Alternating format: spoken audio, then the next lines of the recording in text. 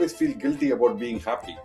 I want to do that, but I can't do it. I need to make sure I'm around for the kids. I need to finish work. So I always postpone my personal happiness. I've always kind of been scared of monetizing things that I feel people need. Great to see you, my Great to friend. see you, Ken. It's been a minute. Very, very happy for the opportunity. Prasanth, for anybody who's watching, was a colleague of mine at the leadership team at Ultimate Beauty. He was our CTO and one of my favorite people there. I loved all the conversations we would have about work, but also about life and kind of everything in between.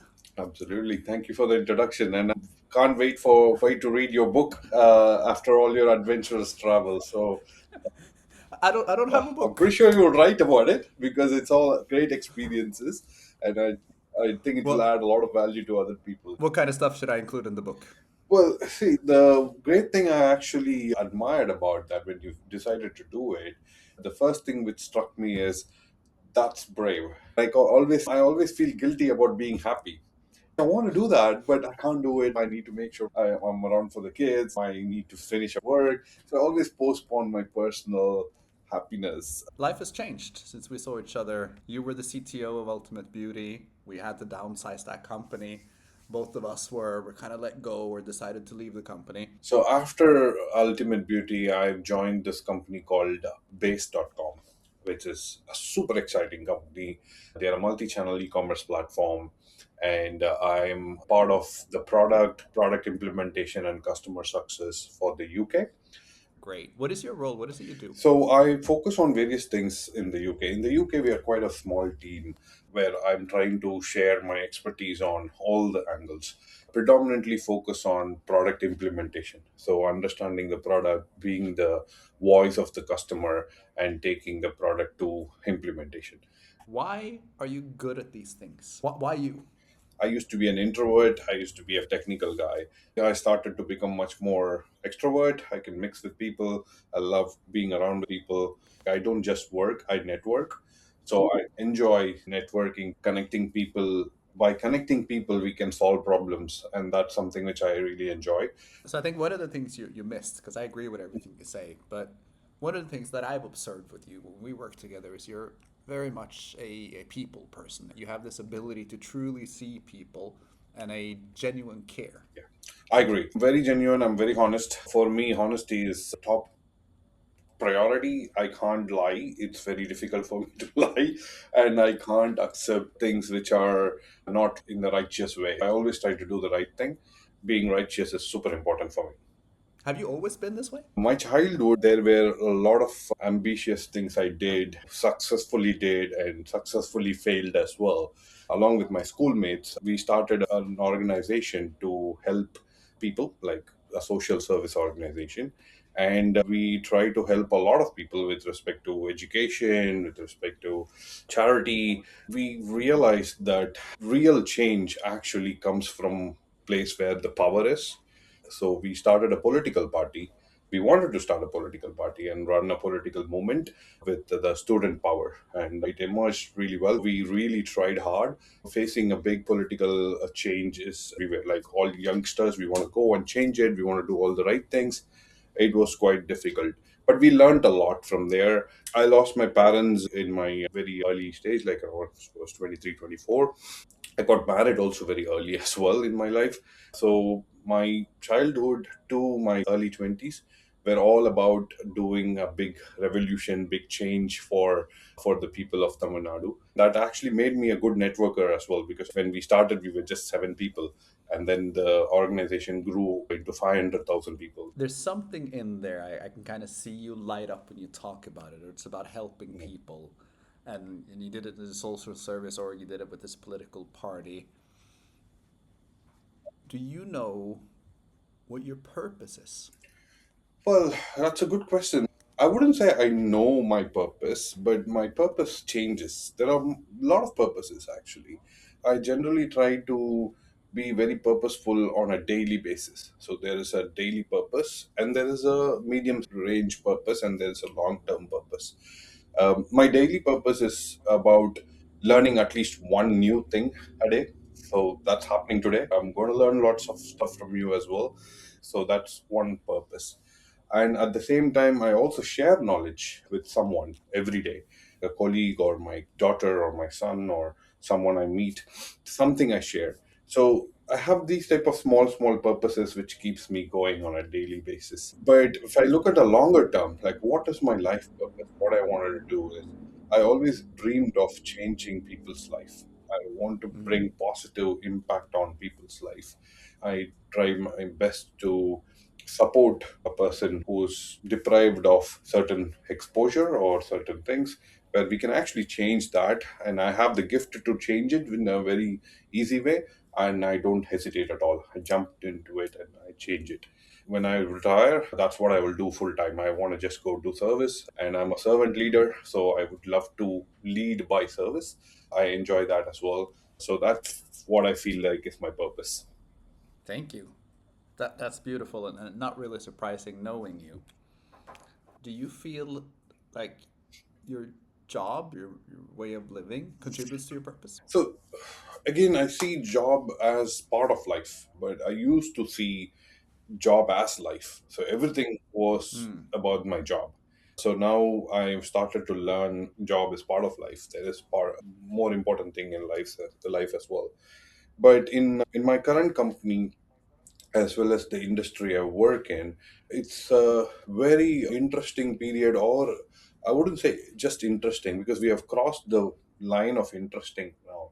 It's evolution or a revolution happening right now in the industry, especially with the AI era. Everything is AI. So if people are not talking about AI, they are missing out, and it is creating a lot of anxiety. It is creating a lot of insecurity, but it is happening. It is real. The way people need to embrace that is very important. And AI is not your enemy. AI is going to be your friend if you really embrace it and understand it. It is going to change the ways of working for sure. It could create more jobs, it could create new jobs, it could create new threats. It's like a new era. Like when when the calculators came, people thought all the accountants going to go out of job. The computers came, everybody thought like it's, but new jobs got created.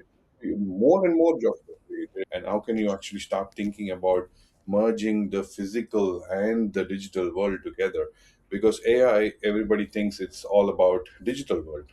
Yeah, of course, it is present in digital world, but we are solving the wrong problem there. Because if you look at the LLMs, it is killing the creativity. It is creating the images. It is creating the poetries. No, I don't want AI to create my poetry. I want AI to actually do my dishes, so I can write my poetry. So my advice to the new generation is think about solving problems. You don't have to have all the answers. You need to have the right questions. So think hard, be curious, be more brave, and go attack the problems which we think it's not solvable.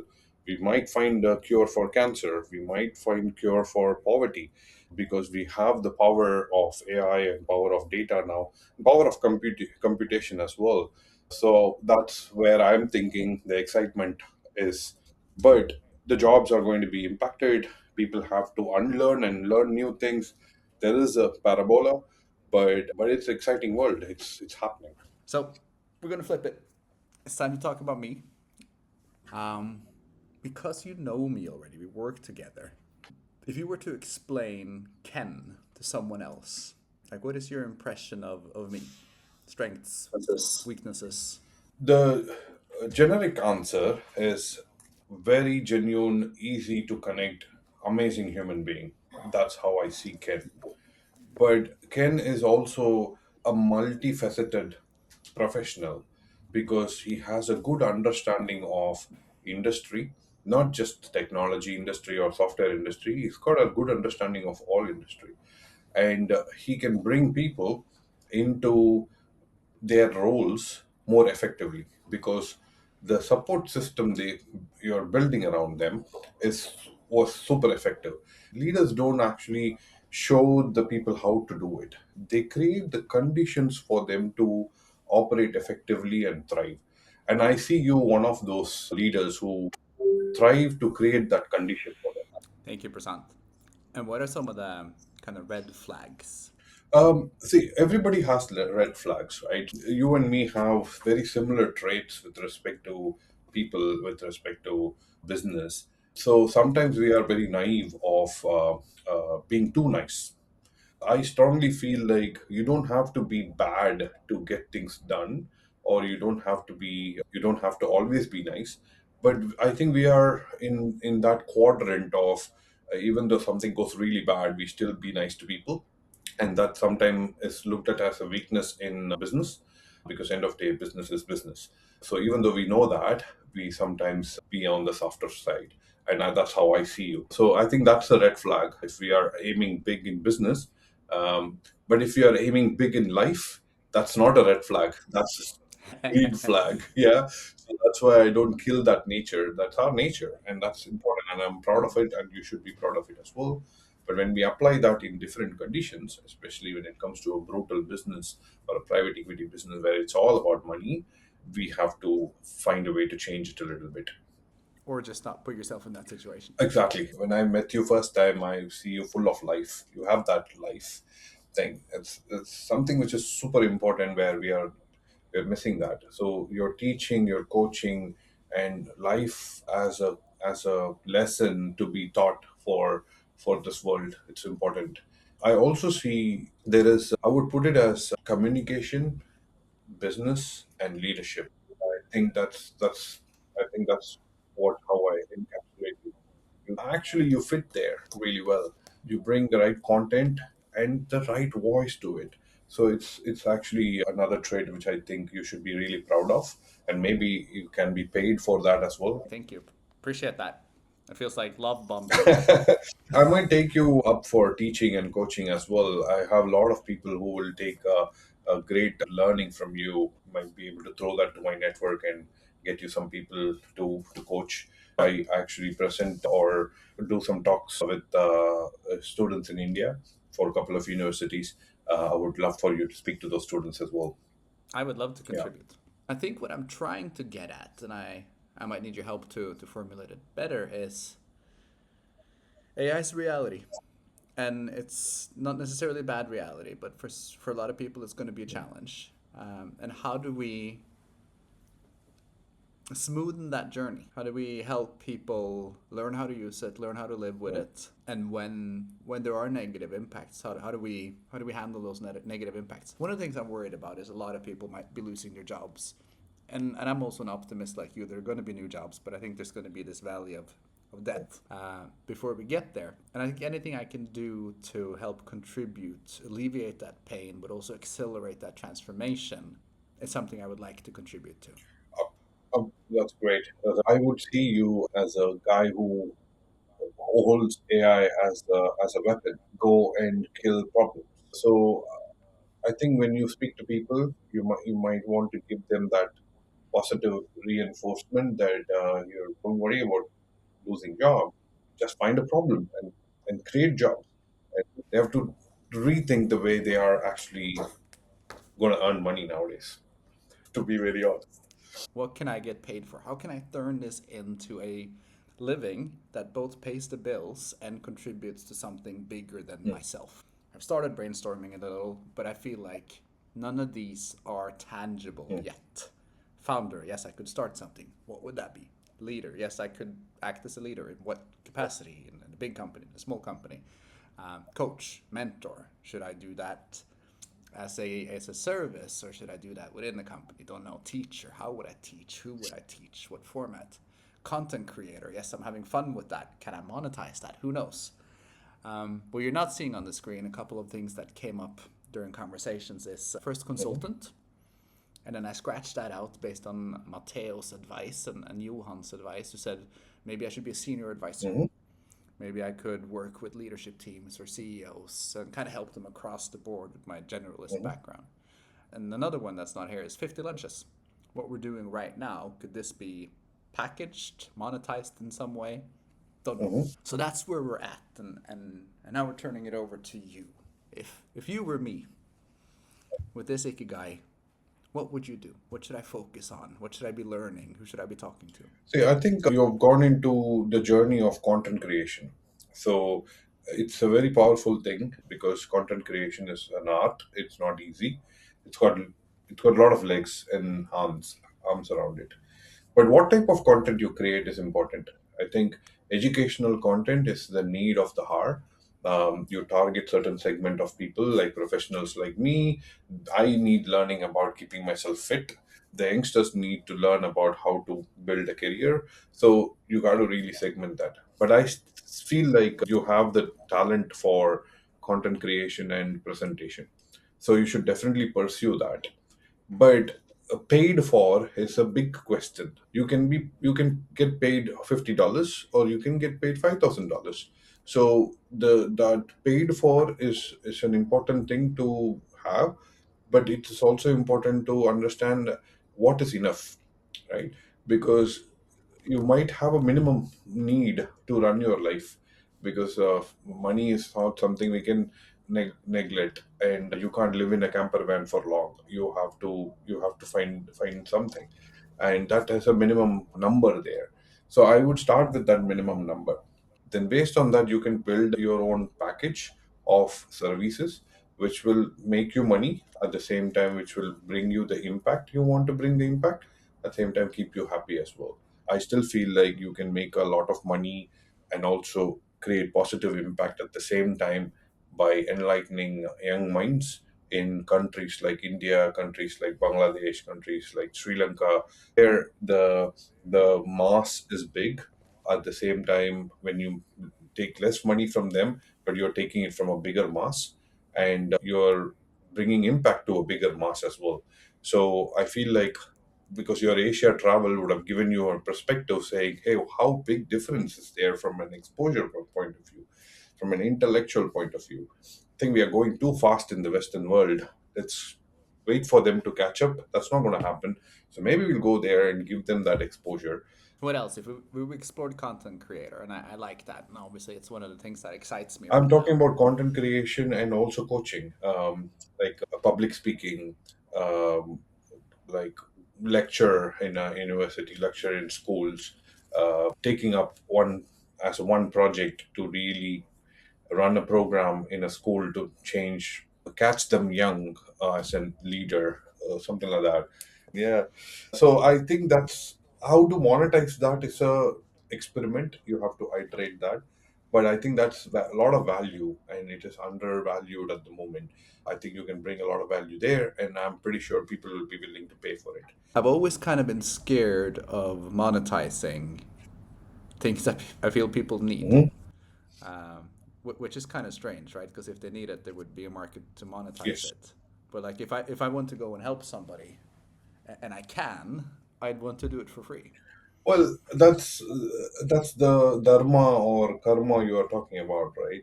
Even in ancient days, the dharma concept come in. The gurus are not teaching or giving enlightenment for free. The gurus were also taking daksha, so which is the fees. You can take the fees in various different ways. That's nothing wrong. You don't have to feel guilty about it. But that's where when I went to the first point of how much is enough is important for you to draw a line. So you go to a person who can spend $5,000 with you, charge them $5,000. If another person will actually change, you will change their life, but they can't afford $5,000. They can afford only $500. Of course, it's your call to take a decision. I will do this for you because for me, the important stuff is changing someone's life or creating that impact. Even the money is lower, but you have the decision making capability at that point. But it's not, don't feel guilty about charging for the service you're doing. Finally, we're at the top of the hour. Who else should I be speaking with? um I think, I don't know who your target audience. I think you speak to Mateo, so you're looking at professionals. But I would also suggest speak to completely a different industry, right? Because this is, again, I also want to learn from your 50 lunches is, should I look at another industry for change of work where I will find happiness and also similar type of money? It's interesting. I don't know. I'm not exposed to that type of thing. I recently met, when I went for a holiday, I met a Uber driver. He had 20 cars and he was managing all those drivers. and he was changing those drivers' life as well. At the same time, he was making decent money and enjoying driving. I felt like, wow, that's an interesting one. I could never see myself doing that, first of all. But it's very interesting. It's like I'm stuck in front of a computer, but he's driving around beautiful places. Um, so you should speak to someone like that as well, give that perspective, saying, hey, it's a completely different industry. Okay, very cool recommendation. I'm going to look through my network and see if I have anyone, but I'll also follow up with you after this. All right, Prasanth, I think that's it for now. I really, really appreciate your time. It's always a pleasure No speaking with you. problem. Thank you for thinking about me, and looking forward to watch all the videos, and again, looking forward to read your book. Yeah, I might have to get on to that. Thank you so much, Prasanth. I will see you very Yes. soon. So take care. Bye.